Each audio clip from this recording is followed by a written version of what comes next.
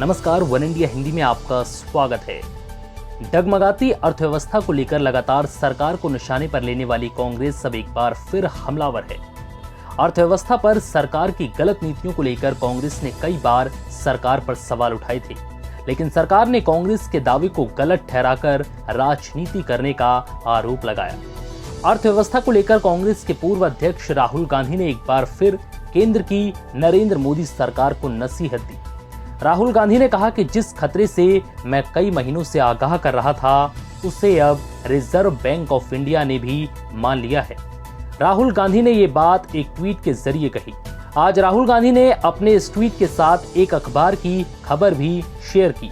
इस खबर में आरबीआई रिपोर्ट के बारे में लिखा गया है। आरबीआई रिपोर्ट में बताया गया है कि देश में खपत को गंभीर झटका लगा है, गरीब को ज्यादा नुकसान पहुंचा है। ऐसे में अर्थव्यवस्था के पटरी पर लौटने में काफी वक्त लगेगा। इसके अलावा राहुल गांधी ने जो खबर शेयर की है, उसमें यह भी लिखा गया कि सरकार ने कॉरपोरेट टैक्स रेट में जो कटौती की है, उससे निवेश को बढ़ावा नहीं मिला, बल्कि कंपनियों ने कर्ज घटाने और कैश बैलेंस करने में इसका इस्तेमाल किया।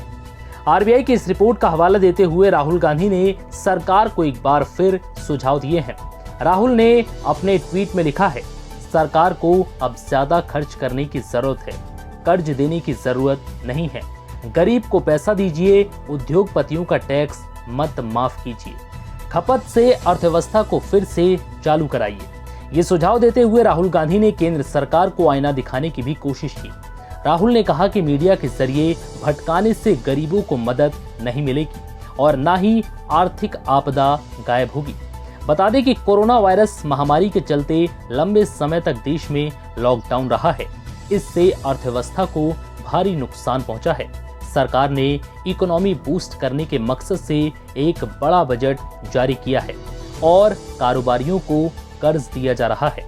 राहुल गांधी लगातार ये कह रहे हैं कि सरकार सिर्फ टैक्स माफ करती है, कर्ज देती है, जबकि जरूरत ये है कि खपत बढ़ाई जाए और जब तक गरीब के हाथ में पैसा नहीं होगा, अर्थव्यवस्था की चैन नहीं चल सकती। केंद्र सरकार ने कोरोना वायरस को काबू में रखने के लिए 25 मार्च को पूरे देश में लॉकडाउन लगाया था।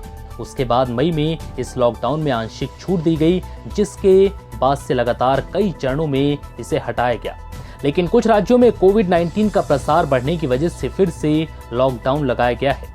रिजर्व बैंक की मंगलवार को जारी वार्षिक रिपोर्ट में कहा गया कि अब तक प्राप्त त्वरित आंकड़ों से जो संकेत मिलता है, वो गतिविधियों में कमी आने की तरफ इशारा करते हैं।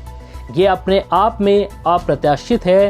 राष्ट्रीय सांख्यिकी कार्यालय 31 अगस्त को चालू वित्त वर्ष की पहली तिमाही के सकल घरेलू उत्पाद के अनुमान जारी करेगा। बहरहाल रिजर्व बैंक ऑफ इंडिया ने अपनी सालाना रिपोर्ट में आर्थिक वृद्धि के बारे में कोई अनुमान नहीं दिया है। फिलहाल इस वीडियो में इतना ही। नमस्कार।